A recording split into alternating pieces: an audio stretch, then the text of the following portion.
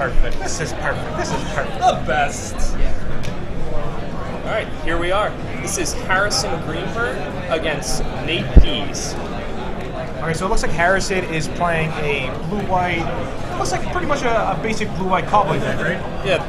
And it looks like Nate's pretty much playing the same thing. Yep. Nate's list is pretty standard. He's playing, one Sun Titan, I believe. Okay. And, 26 lands. Okay, great. Besides that, it's basically Edgar's list of last week.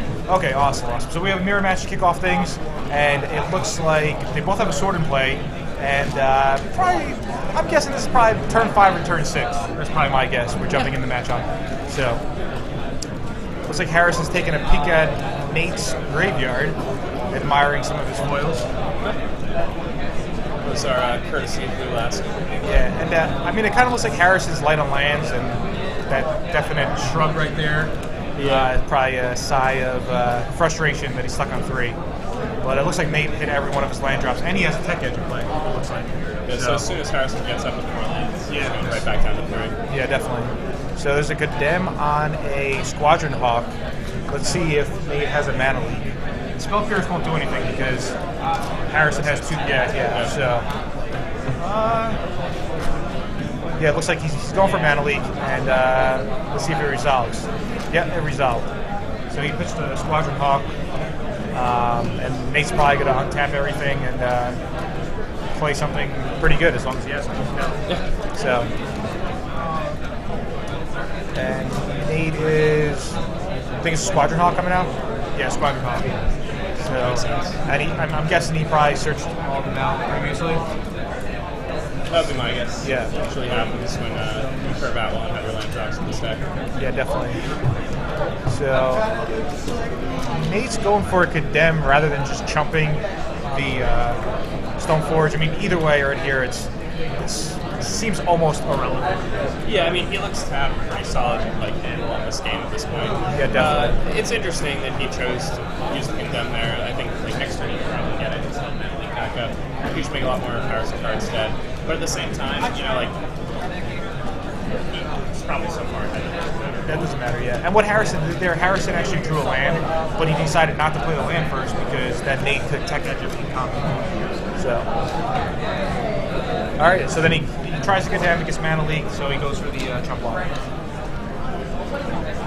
Yeah, I think right now, yeah, okay. As I figured, well, not as I figured, but all right. So there's the Gideon. So game 1's a wrap, and Nate Pease is up 1-0. So how do you think these guys are going to sideboard? We have their deck list right in front of us. So let's see if their sideboard is. I'll take a look at Nate's sideboard. We'll take a look at Harrison. See what we got going on. So it looks like Nate is definitely going to bring in 2 Divine Offerings. Does Harrison have any artifact removal on his board? Yeah, he also has 2 Divine Offerings. Okay. Probably the additional Sword and Feast of them let them in. I think it's just. I mean, especially if they, and especially if they know the other guys are going to bring artifact removal. You want to have access to a second sword. Yeah, definitely. The Concentrated Sphinx is definitely a card he's going to bring in. Yeah, that's insane. Yeah, because, I mean, in this type of matchup, it's better than something. Definitely. Yeah, because you can block these Squadron Hawks with the sword on it, and as soon as you play it, you pass a turn, Nate's going to draw 2 cards. And if Harrison has adjacent play, he's either going to have to use the bounce ability to bounce it, which is fine, and if he ever wants to try to brainstorm, Nate's just going to draw 6 cards. Yeah, so it's just absolutely. Yeah, definitely. So it looks like he's probably going to bring in those 4 cards total. He has an extra Gideon on the board, but I don't think Gideon is that important in the matchup after board, or even game 1. I think it's kind of weird. A lot of people have different takes on the Callblade matchup, but I mean, he could also bring in the extra Gideon. I wouldn't be surprised if people on the planet take out Nate, somebody who's friends with and they're huge proponents of taking out the counter magic engineer and bringing in extra Gideon. They usually have that. Okay. But here it seems like some consequences makes the checklist is better. Yeah, I mean, personally, I still think the counter magic is good. It's just good to have counter magic. Oh no, I agree with you. I like the counter magic too. Yeah. So what do you think Harrison's going to do over there? Okay, so Harrison also has 2 Divine Offerings. He has access to a Sun Titan, where Nate has access to a consecrated sphinx, and sometimes really good here. The ability to use your subtype and your tectonic edges, huge edge, especially in a control matchup where people are using cards like Sword and Squadron. I'm not sure what Harrison's going to do about counter magic here. He has to be able to play, which I actually think is better in this matchup. So it's harder for your opponent to play catch up with cameras on cards like for example. So that would be my guess. I think he's going to bring Gideon's the right cards and I think he's probably going to take out the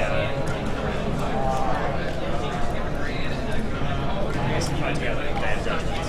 Yeah, Day Judgment doesn't really shine in this type of matchup. But I mean, people could side pretty much however they want. A lot of people have their own plan, their own, play style type thing. So we'll see what happens. Definitely excited for next round, where most of the players do have 2 buys coming in. Especially Jerry Thompson. He's one of my favorite players to watch. So he'll be playing next round. Yeah, he wasn't originally planning on coming this weekend. It's good to see him here. It's good to hear why he ended up in Charlotte this weekend. Yeah, definitely. So what we're going to do, we're going to try not to bring you guys too much call late. I walked around the room. I saw a lot of interesting decks. So I saw some Tezzeret decks.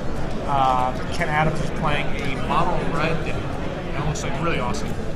He was playing Infernal Titan, Cough, a lot of mono red cards. I think you would say Arc Trail. But he also had the 4-mana 4/4 Cyclops guy where he attacks. Yeah, it's really good. Yeah, it looks like he's playing like 4 tech edges, Tumble Magnet. His deck seemed pretty interesting, and I know he was at least 1-0. So, yeah, it's definitely really good. Excited to see him play some matches. Yeah, Evan Irwin is here, and he's battling with a green-white deck that features cards like Lotus Cobra, Bane Slayer, Angel, Stoneforge, Mystic, Okay, awesome. So it looks like Harrison is taking a mulligan. Something I don't recommend, but sometimes you're almost forced to take a mulligan. So let's see his 6-card hand. Jake is on your side. Maybe you can take a look at what he has in his hand. Looks like he's got a 1-lander. It's got a Seacrum Coast and a Preordain though, so he's going to keep it and see if he can find some lands. He's probably keeping both of these on top. Are they both lands? Yes. Okay, so yeah, lands are definitely important. In any control matchup, you always want to hit your land drops, especially when you have equipment and stuff like that. So Nate draws his card for his turn, and he'll probably lead off with Saw Colony, which is fine. Harrison's going for a second Preordain. That seems pretty good. Yeah, and instantly put both to the bottom. Nate. All right, so nobody has a turn 2 Stoneforge or turn 2 Hawk. So this game might go longer than expected, and might come down to Planeswalkers. That's what usually happens here in the Club League here. If the early sword action doesn't really come into play, then first player to resolve Jace. Yeah, and speaking of Jace Barrel Learn, so he doesn't have the Spell Pierce, so Nate's gonna. I mean, this is huge. This is probably lights. Yeah. So I mean Harrison missed a land drop as well. Yeah. So I guess we were mistaken and he didn't see land on Preordain. He must have saw land, not a land. Yeah. So yeah. I think he actually kept lands and Oh, okay, that's what it was. All right, makes sense. So 2 games in a row, Harrison, little light on mana. So we'll see if Nate can take advantage again this game and take the match 2-0. So do we have any prior knowledge about Nate? Has he done pretty well in the past? Nate has lots of money. I think 6 Grand Prix. He's winning every Grand Prix he's played in. He's never cost his money. Oh, really? Okay. So solid Grand Prix player. That's pretty awesome. So Nate hits his 4th land drop, and he just draws and discards. And it's Harrison's turn right now.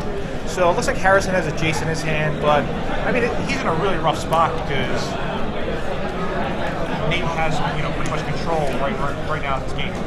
I'm interested there. Harrison chose to pass the turn with the Stoneforge untapped, and obviously he wants to use that ability to put the sword into play on Nate's end step. But he had an opportunity there to try to snipe that Jace, and if Nate has to use a condemn there, it's actually pretty big. Yeah. I mean, I don't know. Harrison's playing his style of game. Personally, I think I would have just killed that Jace right there because he has mana leak in his hand. Like, Harrison has mana leak in his hand. So if he tries for like a big Jace or something, he can mana leak. But we'll see what Nate does now that he has 5 mana. And Nate tries for Squadron Hawk. I think right now, if I was Harrison, I would mana leak it. And force him to pay the 3. If he has mana leak in his hand, yeah. So if I was Harrison, I would definitely go mana leak right here. Let's see what Harrison does. It gives the opportunity to play Jason, vindicate his in your turn. Yeah, exactly, yeah. And also, that means Nate would be tapped out for Sword to come through. But he just lets it resolve. I guess he's going for a different strategy of play right here. Because once like Squadron Hawk comes into play, it's a definite jump line, you know? Yeah. So I would have liked to see the mana leak right there. So probably end of turn. Harrison's gonna drop the sword, which he did, and Nate's going to. Okay, so Nate tried a Divine Offering, and Harrison went for a mana leak. Seems reasonable. Yeah. I don't understand why Nate went for the Divine Offering right there. It seems better just to pass a turn, have him spend 2 mana to equip, then make Harrison tap his mana on his turn. You never want to tap your mana on your turn in control turn. So right now, I think Nate should not have made that play, but that's just my personal feeling. I had that's an interesting point that I think a lot of people can learn from. I remember when I was learning how to play better, I was playing a Zoo deck, and I actually played a match against you. And I cast a charm targeting you during my main phase. And after the match, you asked why I did that, and I said, well, I didn't want to give you that opportunity to draw for your turn. And you said, well, if you just charged me during my upkeep, I wouldn't have an opportunity to draw, and it has to be my turn. Definitely. Which would have given me the opportunity to resolve the giant solid. Yeah. And then you would have died. So Yeah, I would have lost that game, right? yeah. I learned a lot from that game. All right, thank you. Yeah. Okay, so Harrison goes for the equip, swung in, and then dropped the Squadron Hawk. Probably going to search up 2 more. So now it's one more. Okay, so just one more. So Nate is. I mean, Nate has the opportunity to do anything he wants right now. He's got a small Jason play. Harrison's tapped out, so hopefully Nate makes the most of it for his own sake. And he drops Sun Titan. Yep, probably the best card right there he can play. Yep. Yeah. So Sun Titan comes into play. He gets back Squadron Hawk. He got a chump blocker. I mean, if Harrison. Yeah, I mean, if Harrison has nothing for the Sun Titan, Nate's just gonna ride the Sun Titan to victory. Especially about Harrison basically will never have a Jason advantage this game. It's guaranteed it. Because even if Harrison can somehow get rid of the Jace and stick his own, all Nate has to do is attack with the Sun Titan and he can Yeah, definitely. What do you think Nate's gonna do with this Jace? Just draw one for himself? Yeah. This looks makes sense. Okay. So draws one for himself. Not too relevant when he drew. I mean, he looks like he's got 7 or 8 cards in his hand right now. So he probably has almost everything he wants. And I think Nate is maybe declaring his discard. If he does any cards in his hand. Looks like you put a Jace to the front, maybe he'll discard a Jace. And it looks like Harrison is probably going to fall into the 1/1 bracket unless he kept in a Day of Judgment and has a Day of Judgment right here. Players need to sign up for $10 draft. Number 1, who's your more to the sign event stage with Judge Jeff? He's going to get you started. He's got a small Jace and a big Jace in his hand, but he can't drop the road. There's not much mana. Yeah, I mean, well, in theory, he can play small Jace, kill Nate's small Jace. Yeah, I mean, he just. Yeah, that's all right. So Harrison just does a favor to pretty much everyone involved somewhat in this game, knowing that 3 turns from now, it just would have been over anyway. So definitely. So I mean, Nate Heiss is 2-0 right now.